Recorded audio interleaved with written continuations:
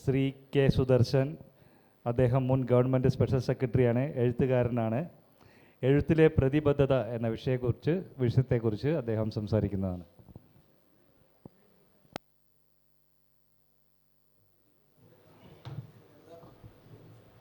അദ്ദേഹത്തെ സ്വാഗതം ചെയ്യുന്നതിനായി ശ്രീ ഡോക്ടർ റെജി ഡി നായരെ ക്ഷണിച്ചുകൊള്ളുന്നു.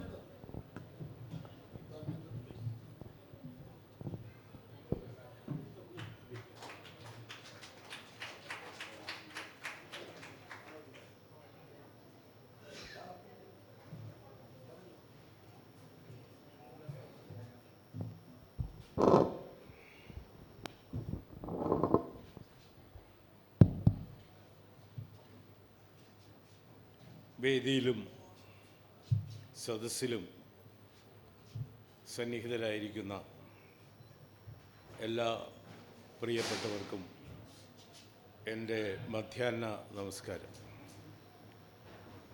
പ്രസംഗത്തിന് പറ്റിയ സമയം നട്ടുച്ച. തന്നെയല്ല, എല്ലാവരും വിശന്ന ഒരു അവസ്ഥയിൽ. ഇപ്പോൾ ഇവിടെ ചോദിക്കുന്ന കേട്ടു, പ്രസംഗം വേണോ ഊണ് വയ്ക്കണമെന്ന്. അപ്പോൾ പ്രസംഗം കഴിഞ്ഞാവാന്ന് വിശപ്പ് കൂട്ടാൻ വേണ്ടിയായിരിക്കും. എന്തായാലും കിട്ടിയിരിക്കുന്ന വിഷയം അതിനേക്കാൾ വിശപ്പ് കൂട്ടുന്നതാണ്. പ്രതിബദ്ധത, എഴുത്തുകാരൻ്റെ പ്രതിബദ്ധത. എൻ്റെ ചോദ്യം, എഴുത്തുകാരന് ഇന്ന് പ്രതിബദ്ധതയുണ്ടോ? അതേ എഴുത്തേ ഉള്ളോ? പ്രതിബദ്ധത ഉണ്ടെങ്കിൽ അത് ആരോട്? എഴുത്തുകാരൻ സമൂഹത്തിലെ വിളക്കുമരമാണ് എന്നാണ് ഞാൻ എപ്പോഴും പറയാറ്. കഴിഞ്ഞൊരു വേദിയിൽ അങ്ങനെ പറഞ്ഞിട്ട് ഇറങ്ങിയപ്പോൾ ഒരാൾ എൻ്റെ കൂടെ വന്നിട്ട് പറഞ്ഞു, സർ, വിളക്കല്ലേ, വെളിച്ചമല്ലേ എഴുത്തുകാരൻ? എഴുത്തുകാരൻ എഴുതുന്നതാണ് വെളിച്ചം. എഴുത്തുകാരൻ്റെ അക്ഷരങ്ങളും ആശയങ്ങളുമാണ് വെളിച്ചം. എഴുത്തുകാരൻ വിളക്കുമരമാണ്. അതുകൊണ്ട് ഔദ്യോഗികമായി മലയാള ഭാഷയുമായി ബന്ധപ്പെടാനുള്ള അവസരമുണ്ടായപ്പോൾ, ആരോഗ്യവകുപ്പിലുണ്ടായിരുന്നപ്പോൾ ഞാൻ പറഞ്ഞു, നമുക്ക് ഭാഷാ സമ്മേളനങ്ങൾ സംഘടിപ്പിക്കുമ്പോൾ, കേരളത്തിലൊട്ടാകെ സംഘടിപ്പിക്കുമ്പോൾ നമ്മൾ ആ പ്രദേശത്തുള്ള എഴുത്തുകാരെ ക്ഷണിക്കുകയും ആദരിക്കുകയും വേണം. അവർ നമ്മുടെ വിളക്കുമരങ്ങളാണ്. സാഹിത്യ അക്കാദമിയിൽ വെച്ച് തൃശ്ശൂർ ഭാഗത്തുള്ള ചില സാഹിത്യകാരന്മാരെ വിളിച്ചു. അവരെ ആദരിക്കാൻ വേണ്ടിയാണ്. എഴുത്തുകാരൻ്റെ പ്രതിബദ്ധത സമൂഹത്തോടാണ്. നമ്മൾ എന്ത് എഴുതുമ്പോഴും ഇതുകൊണ്ട് ആർക്കെങ്കിലും ഗുണമുണ്ടോ എന്നൊരു ചോദ്യം ചോദിക്കണം. നമ്മുടെ അടുത്ത കാലത്ത് കാണുന്നത്, ഈ പുരാണ കഥാപാത്രങ്ങൾക്കെല്ലാം എഴുത്തുകാർ പുനർജന്മം കൊടുക്കുകയാണ്. സീതയ്ക്ക് പുനർജന്മം, ദ്രൗപദിക്ക് പുനർജന്മം, ഭീമന് പുനർജന്മം, സകലർക്കും. ഇനി ആർക്ക് പുനർജന്മം കൊടുക്കാമെന്ന് പറഞ്ഞ് അന്വേഷിച്ച് നടക്കുകയാണ്. പുനർജന്മം കൊടുക്കുമ്പോൾ പഴയ ജന്മം പോലെ അല്ല, പുതിയ ജന്മമല്ലേ. അതുകൊണ്ട് വളരെ വ്യത്യസ്തമായിട്ടാണ്. ഈ ഇടയ്ക്ക് ഒരാൾ കവിതയിൽ എഴുതിയിരിക്കുന്ന കണ്ടു, രാവണൻ ദ്രൗപദിയെ കയറി വസ്ത്രാക്ഷേപം ചെയ്തെന്നോ മറ്റോ. അദ്ദേഹം ഈ ലങ്ക ചാടിയതുപോലെ മഹാഭാരതത്തിൽ നിന്ന്, രാമായണത്തിൽ നിന്ന് ചാടി മഹാഭാരതത്തിൽ വന്ന് ദ്രൗപദിയെ തന്നെ. ഇപ്പം ഈ വിധത്തിൽ എഴുതിയത് കൊണ്ട് എന്ത് പ്രയോജനം? സമൂഹത്തിലെ ഒരുപാട് പ്രശ്നങ്ങൾ, ഈ പ്രശ്നങ്ങൾക്ക് നേരെ പ്രതികരിക്കുന്ന ആളായിരിക്കണം എഴുത്തുകാരൻ. എഴുത്തുകാരൻ രാജാവ് നഗ്നനാണ് എന്ന് പറയാനുള്ള ചങ്കൂറ്റം ഉണ്ടാകണം. എന്ന് പറഞ്ഞാൽ എഴുത്തുകാരൻ അംഗീകാരത്തിനും അവാർഡുകൾക്കും പിന്നാലെ അല്ല പോകേണ്ടത്. ഇപ്പോൾ പുതിയ എഴുത്തുകാർക്കെല്ലാം എഴുതി തുടങ്ങുന്ന ഉടൻ തന്നെ അവാർഡുകൾ കൊണ്ട് അഭിഷിക്തരാവുകയാണ്. അതൊരു പ്രോത്സാഹനമാണ്. പക്ഷേ ആ പ്രോത്സാഹനം അവരുടെ വളർച്ചയെ മുരടിപ്പിക്കും. അതുകൊണ്ട് അവർക്ക് തുറന്ന് പറയാൻ കഴിയാതെ വരും. എന്തെങ്കിലും ഒന്ന് തുറന്ന് പറഞ്ഞാൽ പലതും തെറിച്ചു പോകും. ഒരിക്കൽ ഡോക്ടർ സുകുമാർ അഴീക്കോടിനെ വൈസ് ചാൻസലറാകാൻ തീരുമാനിച്ചിരിക്കുന്ന അവസരത്തിൽ അതിൻ്റെ പ്രധാനപ്പെട്ട മന്ത്രി ഇരിക്കുന്ന വേദിയിൽ അദ്ദേഹം പറഞ്ഞു, ഇവരൊക്കെ ഭരിക്കുമ്പോൾ മഴ പെയ്യാതിരിക്കുന്നതല്ല, തീമഴ പെയ്യാതിരിക്കുന്നതാണ് അത്ഭുതമെന്ന്. വൈസ് ചാൻസലർ പദവി പോയി. പക്ഷെ പ്രശ്നമല്ല, എഴുത്തുകാരൻ അതൊന്നും പ്രശ്നമാവരുത്. അയാൾ ഈ പബ്ലിക്കേഷൻ്റെ പിറകെയും പോകേണ്ടതില്ല. 80കളിൽ നമ്മളൊക്കെ കവിതകൾ എഴുതിയിരുന്ന കാലത്ത് ഇന്നത്തെ ഒരു പ്രധാന കവി നമ്മുടെ ഒരു പ്രസിദ്ധീകരണശാലയുടെ ഉടമയെ കണ്ട് അദ്ദേഹത്തിൻ്റെ കവിത പ്രസിദ്ധീകരിക്കണമെന്ന് പറഞ്ഞു. അദ്ദേഹം എന്ത് പറഞ്ഞെന്നറിയാമോ? അദ്ദേഹം പറഞ്ഞു, കവിതയൊന്നും ആരും വായിക്കില്ല, കവിത പ്രസിദ്ധീകരിക്കാൻ ഞങ്ങൾക്ക് അവസ്ഥയില്ല. അപ്പോൾ ഇയാൾ പറഞ്ഞു, സാർ അതിൻ്റെ പണം ഞാൻ മുടക്കാം, അതിൻ്റെ കാശ് ഞാൻ മുടക്കാം, സാറ് ഈ ലേബൽ കിട്ടിയാൽ മതി. അദ്ദേഹം ചോദിച്ച ചോദ്യം ഹൃദയഭേദകമാണ്. അദ്ദേഹം അയാളോട് ചോദിച്ചു, നിങ്ങൾ പൈസ മുടക്കുമായിരിക്കും, നിങ്ങളുടെ കവിത നിങ്ങൾ അച്ചടിച്ച് തരുമായിരിക്കും, അല്ലെങ്കിൽ ഞങ്ങൾക്ക് അച്ചടിക്കാനുള്ള മുഴുവൻ ചെലവ് നിങ്ങൾ വഹിക്കുമായിരിക്കും, പക്ഷേ അത് വയ്ക്കാൻ ഞങ്ങളുടെ ഷെൽഫിൽ സ്ഥലം വേണ്ടേ? എത്ര ബീഭത്സമായ ചോദ്യമാണെന്ന് ആലോചിക്കണം. കവിത എഴുതുന്ന ആളാണ്. കവി എന്ന് പറയുന്നത്, കവി ഏറ്റവും വലിയ പ്രജാപതിയാണ് കവി. അപാര്യ കാവ്യസംസാരേ കവിരേവ പ്രജാപതി എന്നല്ലേ? ആ കവിയോട് പുസ്തകശാല ഉടമ പറയുകയാണ്, ഇയാൾ കവിത അടിച്ചു തരുമായിരിക്കും, പക്ഷേ ഇയാളുടെ കവിത വയ്ക്കാൻ ഷെൽഫിൽ സ്ഥലമില്ല. എന്താ കാര്യം? അദ്ദേഹം അത് വിശദീകരിച്ചു. നിങ്ങളുടെ കവിത ഷെൽഫിൽ വെച്ചാൽ അത് ആ ഷെൽഫിൽ പിന്നെ വേറെ ഒന്നും വയ്ക്കാൻ സമയം കിട്ടത്തില്ല, അങ്ങനെ തന്നെ ഇരിക്കുമെന്ന്. അങ്ങനെയാണ് ഞാൻ പ്രോഡം ഫണ്ടിൽ നിന്ന് പൈസ എടുത്ത് എൻ്റെ കവിത സ്വന്തമായിട്ട് അടിച്ചത്. പ്രോഡം ഫണ്ടുള്ളതുകൊണ്ട് കവിത അടിക്കാൻ പറ്റി. അപ്പോൾ ഈ പ്രസിദ്ധീകരണത്തിൻ്റെ പിന്നാലെ പോകുന്ന കവികൾ, അവാർഡിന് പിന്നാലെ പോകുന്ന എഴുത്തുകാർ, അവരെല്ലാം അവഹേളിതരാകുന്നു. ഇന്നങ്ങനെയല്ല, ഇന്നിപ്പോൾ പ്രസിദ്ധീകരിക്കാനൊക്കെ സൗകര്യമുണ്ട്. ഈയിടയ്ക്ക് ഒരു എഴുത്തുകാരൻ പറഞ്ഞത് കേട്ട് ഞാൻ സ്തംഭിച്ചു പോയി. അദ്ദേഹം പറയുകയാണ്, പ്രശസ്തനായ എഴുത്തുകാരനാണ്, ഇങ്ങോട്ടല്ല മലബാർ ഭാഗത്തുള്ള ആളാണ്. അദ്ദേഹം പറയുന്നു, ഒരു മീറ്റിങ്ങിനും പോകാൻ നിവൃത്തിയില്ല. ഒരു മീറ്റിങ്ങിന് പോയാൽ കുറേ പേര് പുസ്തകം കൊണ്ടുതരും. സാർ എൻ്റെ പുതിയ കവിതാ സമാഹാരമാണ്, മെനഞ്ഞാന്ന് ഇറങ്ങിയത്. ഉടനെ അടുത്ത ആൾ ക്യൂ ആയിട്ട് നിൽക്കുകയാണ്, ഇതെൻ്റെ കഥാസമാഹാരം, 4-ാം നാൾ ഇറങ്ങിയത്. ഇത് 5 പുസ്തകമുണ്ട് സാർ, 5 ഒരുമിച്ച് ഇറക്കിയതാണ്. ഇതെല്ലാം കൂടെ നമ്മൾ വാരി തലച്ചുമടായിട്ട് കൊണ്ടുപോകുമോ? എഴുത്തുകാരൻ ചോദിക്കുകയാണ്. ഇതെന്ത് ചെയ്യും? ഇനി എങ്ങനെയും കാറിലോ മറ്റോ വരികയാണെങ്കിൽ അപ്പോൾ കാറിൽ കൊണ്ടുപോയി ഇത് വയ്ക്കുകയാണ് ഓരോരുത്തരും തരുന്നത്. അദ്ദേഹം പറയുകയാണ്, പിറ്റേന്ന് രാവിലെ മുതൽ ഫോണിൽ വിളിയാണ്, സാർ വായിച്ചോ സാർ? ഞാൻ ഇന്നലെ തന്ന ദ്രൗപദി ഉറങ്ങുന്നില്ല, വായിച്ചോ? വായിക്കാം, ഞാൻ ഉടനെ വായിക്കാം. പിറ്റേന്ന് വിളിക്കുകയാണ്, ഉച്ചയ്ക്കും വിളിക്കുകയാണ്, നിരന്തരം വിളിക്കുകയാണ്. അടുത്ത ആൾ, സാർ എൻ്റെ 5 ബുക്കിൽ ഒന്നെങ്കിലും വായിച്ചോ സാർ? എന്തൊരു കഷ്ടമാണ് എന്ന് പറഞ്ഞ് അദ്ദേഹം നിർത്തുകയാണ്. ഞാൻ പറയുന്നത്, നിങ്ങളാരും വെറുതെ ആർക്കും ഒരു പുസ്തകവും കൊടുക്കരുത്, ഒരു പുസ്തകം കൊടുക്കരുത്. പുസ്തകം നമ്മൾ അച്ചടിച്ചല്ലോ, അതിന് വിപണന മാർഗങ്ങളുണ്ടല്ലോ, അതിന് പുസ്തകശാലകളുണ്ടല്ലോ, അവിടെ കൊടുക്കണം. വഴിയാ പോകുന്നവർക്ക് പുസ്തകം കൊടുത്തിരുന്നത് എൻ്റെ പുസ്തകമാണ് സാർ, അതൊന്ന് വായിക്കണം, അഭിപ്രായം പറയണം എന്ന് പറയരുത്. എത്ര മോശമായിട്ടാണ് അദ്ദേഹം പറഞ്ഞിരിക്കുന്നത്.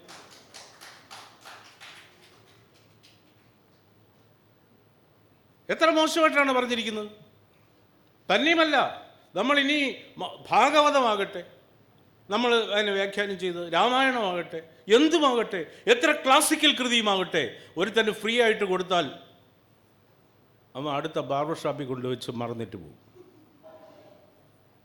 എനിക്ക് പറ്റിയിട്ടുണ്ടെന്നേ. സെക്രട്ടേറിയറ്റിൽ ഞാൻ എഡ്യൂക്കേഷൻ ഡിപ്പാർട്ട്മെൻറ്റിൽ ഇരിക്കുമ്പോൾ അവിടെ ഒരു കാര്യം സാധിക്കാൻ വേണ്ടി മാനേജ്മെൻറ്റിൻ്റെ ഭാഗത്തു നിന്ന് വന്നുകൊണ്ടിരുന്ന വെള്ളയും ധരിച്ച കാണാൻ പ്രൗഢിയുള്ള ഒരു മനുഷ്യൻ, ഇവരെയൊന്നും വളരെ നമുക്ക് അടുപ്പിക്കാൻ പറ്റത്തില്ല, അവരുടെ ആവശ്യങ്ങൾ വലുതാണ്, വഴിതെറ്റിയ ആവശ്യങ്ങളാണ്. ആരോ പറഞ്ഞു കൊടുത്തു ഇദ്ദേഹം കവിത എഴുതും. പറഞ്ഞു കൊടുത്ത് അദ്ദേഹം വന്ന് ആ പേരിൽ ഒരു നെയ്യാണ്ടി മേളമായിരുന്നു. സാർ കവിത എഴുതുമല്ലേ, എന്തോ ഒരു വലിയ തെറ്റ് ചെയ്യുന്നു. എന്നിട്ട് എന്നോടൊരക്ഷരം പറഞ്ഞില്ലല്ലോ. ഞാൻ നോക്കി, ഇത് കുട്ടികൃഷ്ണമാരാരാണോ, അതേ ജോസഫ് മുണ്ടശ്ശേരിയാണോ, എനിക്കറിയാതെ പോയതാണോ? എന്നോടൊരു വാക്ക് പറയണ്ടേ? ഞാൻ മലയാള അധ്യാപകനല്ലേ. സാർ ഒരു കാര്യം ചെയ്യണം, നാളെ ആ കവിത കൊണ്ടുതരണം, ഞാൻ വായിച്ചിട്ട് അഭിപ്രായം പറയാം. ഞാൻ വിട്ടുപോയി. ഒത്തിരി തവണ ഇയാൾ വന്ന് നമ്മളെ വഴക്ക് പറയുകയാണ് ആളുടെ കൂട്ടത്തിൽ വെച്ച്. അങ്ങനെ ഫയൽ ചെയ്യാത്തതുകൊണ്ടല്ല, കവിത കൊണ്ട് കൊടുക്കാത്തതുകൊണ്ട്. അങ്ങനെ ഒരു ദിവസം ഞാൻ എൻ്റെ ഡയറിയിൽ എഴുതി, നാളെ പോകേണ്ട കാര്യങ്ങൾ എഴുതിയ കൂട്ടത്തിൽ നമ്മുടെ നിത്യവൃത്തിയിലുള്ള ഡയറി കാര്യങ്ങൾ എഴുതുമല്ലോ. പിന്നെ മുണ്ട് ഡ്രൈ ക്ലീനിന് കൊടുക്കണം, 2 കവിത കൊടുക്കണം. അങ്ങനെ കൊടുത്ത് വാങ്ങിച്ചുകൊണ്ട് പോയി. അയാൾ അപ്പോഴും ചോദിച്ചതുമില്ല, അന്ന് കൊണ്ടുവന്നതിൻ്റെ അന്ന് അയാൾ ഇതിലേ പോകുന്നു. പിന്നെ തട്ടി വിളിച്ചു, ഹലോ മലയാളം സാർ, കവിത കൊണ്ടുവന്നു. കൊണ്ടുവന്നോ എന്ന് പറഞ്ഞ് അപ്പോൾ അദ്ദേഹം പറഞ്ഞു പേരെഴുതുന്നു. ആജ്ഞാപിക്കുകയാണ്, കവിയായിപ്പോയതുകൊണ്ട് പേരെഴുതി നമ്പർ കൂടെ എഴുതുന്നു. നമ്പറും എഴുതി.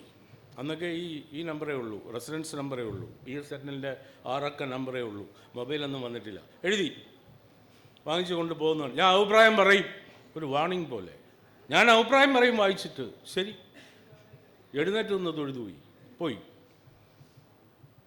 പിറ്റേന്ന് രാവിലെ ജനുവരി 1 ഞാൻ ഓഫീസിലോട്ട് വരാനായിട്ട് പോകുന്നു. ഭാര്യ ടീച്ചറായതുകൊണ്ട് നേരത്തെ പോയി.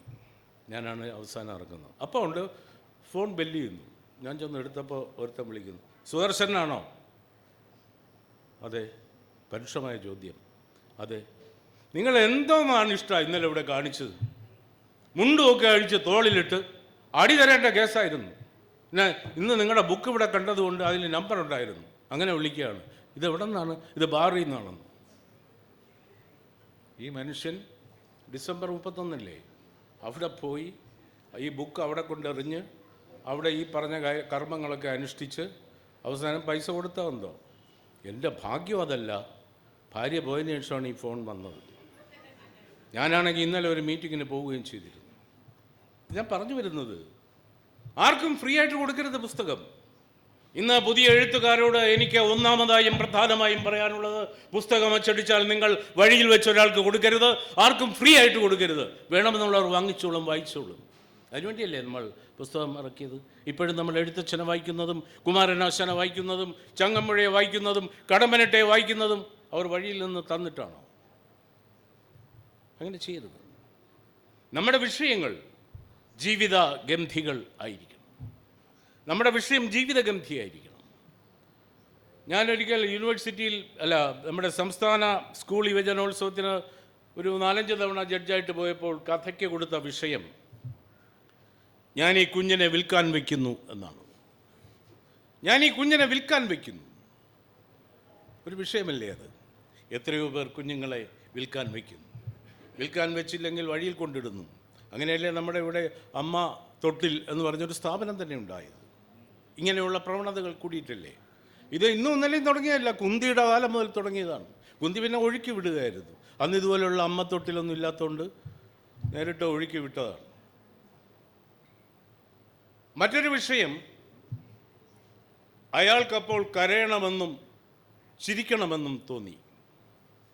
അയാൾക്കപ്പോൾ കരയണമെന്നും ചിരിക്കണമെന്നും തോന്നി. അത് MTയുടെ ഒരു കഥയിലെ അവസാനത്തെ വരിയാണ്. ആ കഥ അതിൻ്റെ സന്ദർഭം ഒരുക്കുന്നുണ്ട്. അയാൾക്ക് ആത്മനിന്ദ തോന്നും. അയാളെ ജീവിതത്തിലെ ഉയർച്ചയിലേക്ക് ഉള്ള കാലഘട്ടത്തിൽ, അതിൻ്റെ തുടക്കകാലത്ത് ഒരുപാട് സഹായിച്ച, ഭക്ഷണം കൊടുത്ത, പൈസ കൊടുത്ത പാവപ്പെട്ട ഒരു സ്ത്രീ ജീവിതത്തിൻ്റെ സായാഹ്നത്തിൽ ഇയാൾ വലിയ അവസ്ഥയിലൊക്കെ ആയപ്പോൾ അയാളെ കാണാൻ അയാളുടെ ഓഫീസിലെ ശീതീകരിച്ച മുറിയുടെ പുറത്ത് കാത്തു നിന്ന് അതിനകത്ത് പ്രവേശനം വാങ്ങിച്ച് കാലത്തേ വന്നതാണ്. അയാളൊരു മീറ്റിങ്ങിനിടയിൽ അവരെ റിസീവ് ചെയ്യുകയാണ്. അവരുടെ കാര്യങ്ങൾ ചുരുക്കി പറയുന്നു. അയാൾ വല്ലാത്തൊരവസ്ഥയിലാണ്. അയാളെ കാണാൻ ഉന്നതന്മാരിരിക്കുന്നു. എല്ലാം പറഞ്ഞിട്ടവർ ഭവ്യതയോടെ പോകുമ്പോൾ അയാൾക്ക് പഴയ പരിചയവും ഒന്നും കാണിക്കാൻ നിവൃത്തിയില്ല. അയാളുടെ അവസ്ഥ മാറിപ്പോയി. ഇരുന്നവർ ചോദിച്ചു, ആരാ സാർ അത്? അവരോടാണ് ചോദിക്കുന്നത്, ആരാ അത്? അപ്പോൾ അയാൾ പറയുന്നു, ഒരു കച്ചറ എന്നാണ് പറഞ്ഞത്. പറഞ്ഞിട്ട് ആ സമയം തന്നെ അയാളുടെ ഹൃദയത്തിലൊരു ഇടി വീഴുകയാണ്, ഒരു ഇടിവാൾ വീഴുകയാണ്. അടുത്ത വരിയാണ്, കഥ തീരുകയാണ്. അയാൾക്കപ്പോൾ കരയണമെന്നും ചിരിക്കണമെന്നും തോന്നി. അതാണ് കഥ. കഥ ഇങ്ങനെ ഒരുപാട് എഴുതണമെന്നൊന്നുമില്ല, നീട്ടി എഴുതണമെന്നൊന്നുമില്ല. ഒരു ചെറിയ കഥ ഞാൻ പറയാം. പ്രശസ്തനായ ഒരു എഴുത്തുകാരൻ എഴുതിയതാണ്. കേശവ മുതലാളി വീട്ടിൽ ഒരു പുതിയ തത്തയെ വാങ്ങിച്ചു, കൂട്ടിലിട്ടു.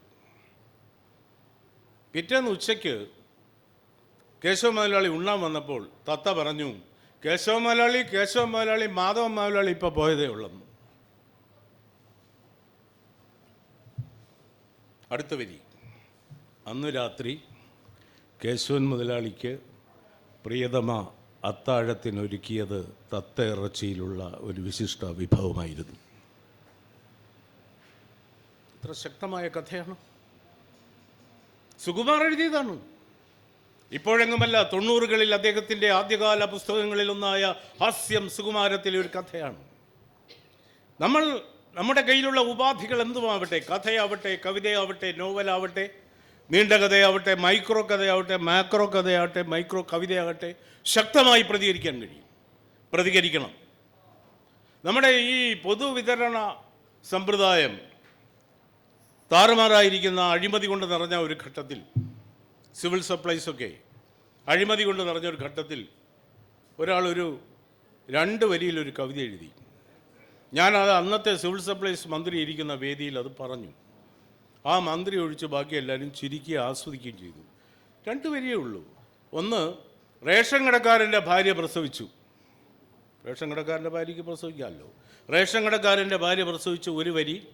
രണ്ടാമത്തെ വരി, കുഞ്ഞിന് തൂക്കക്കുറവ്. പുള്ളി തൂക്കം എന്താ വെച്ച് ഇന്ന് വരെ ആർക്കും ഒന്നും കൊടുത്തിട്ടില്ല. ഇവിടെയും അത് തന്നെ സംഭവിച്ചു.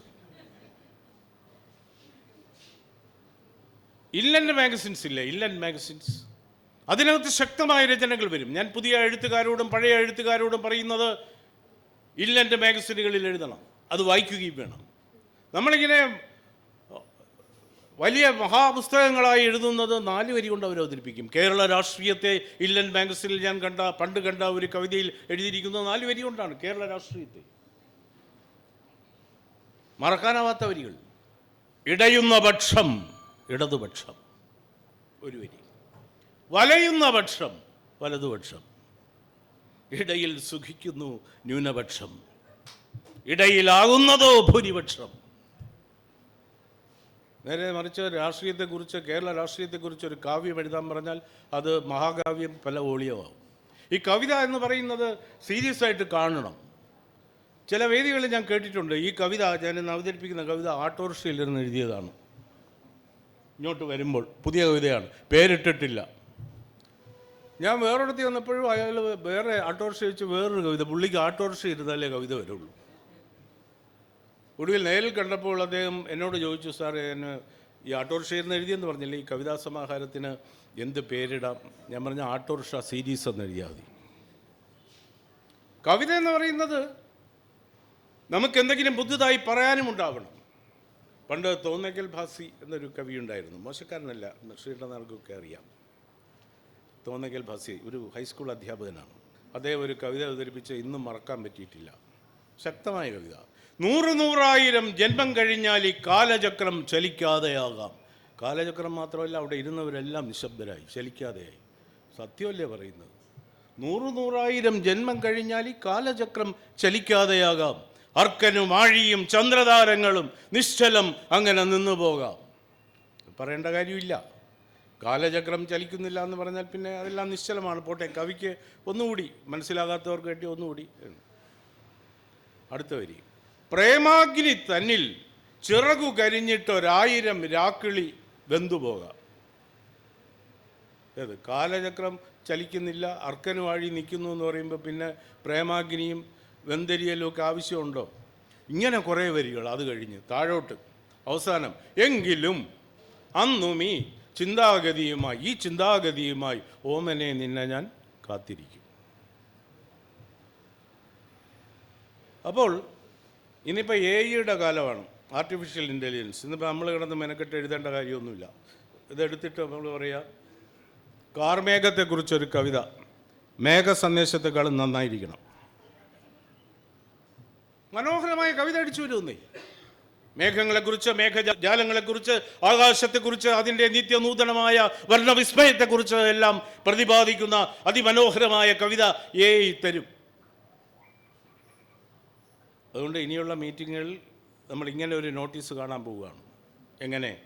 അധ്യക്ഷൻ പ്രശസ്ത കവി കുന്നുംപുറം സന്തോഷ് കുമാർ, ബ്രാക്കറ്റിൽ AI.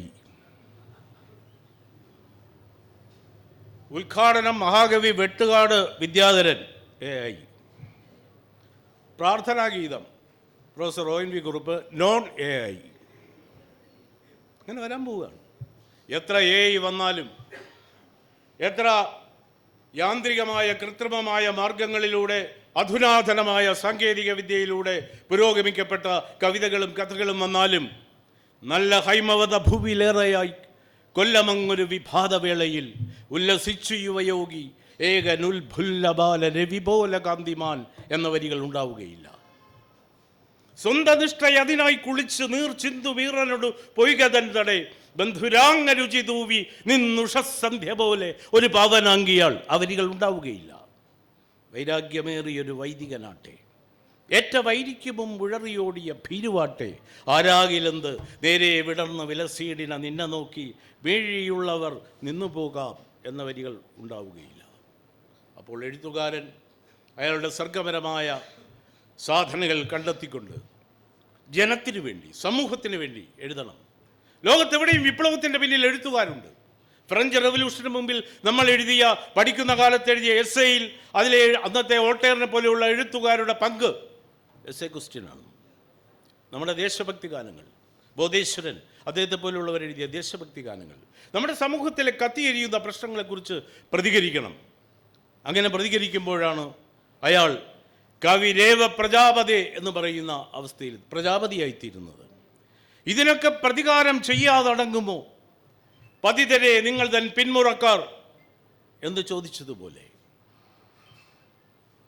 നെല്ലിൻ ചുവട്ടിൽ മുളയ്ക്കും കാട്ടുപുല്ലല്ല സാധുപുലയൻ എന്ന് പറഞ്ഞതുപോലെ, ചണ്ടാലി തന്മൈ ദ്വിജന്റെ ബീജപിണ്ഡത്തിന് ഊഷരമാണോ എന്ന് ചോദിച്ചതുപോലെ, മാറ്റുവിൻ ചട്ടങ്ങളെ അല്ലെങ്കിൽ മാറ്റുമതുകളെ നിങ്ങളെത്താൻ എന്ന് പറഞ്ഞതുപോലെ, നിങ്ങൾ ഞങ്ങളുടെ കറുത്ത മക്കളെ ചുട്ടു തിന്നില്ലേ, നിങ്ങൾ അവരുടെ നിറഞ്ഞ കണ്ണുകൾ ചൂഴ്ന്നെടുത്തില്ലേ, നിങ്ങൾ ഓർക്കുക നിങ്ങളെങ്ങനെ നിങ്ങളായെന്ന് എന്ന ഗർജനം പോലെ ഉള്ള വരികൾ എഴുതിക്കൊണ്ട് നിങ്ങൾ പ്രജാപതികളായി പുതിയ എഴുത്തുകാർ സമൂഹത്തിൽ വാഴട്ടെ, അവരുടെ കൊടി ഉയർന്നു പൊങ്ങട്ടെ എന്ന് പറഞ്ഞുകൊണ്ട് ഈ ഊണ് സമയത്ത് എൻ്റെ പ്രസംഗം ഇവിടെ നിർത്തുന്നു. നിങ്ങൾക്കെൻ്റെ നമസ്കാരം. Thank you sir.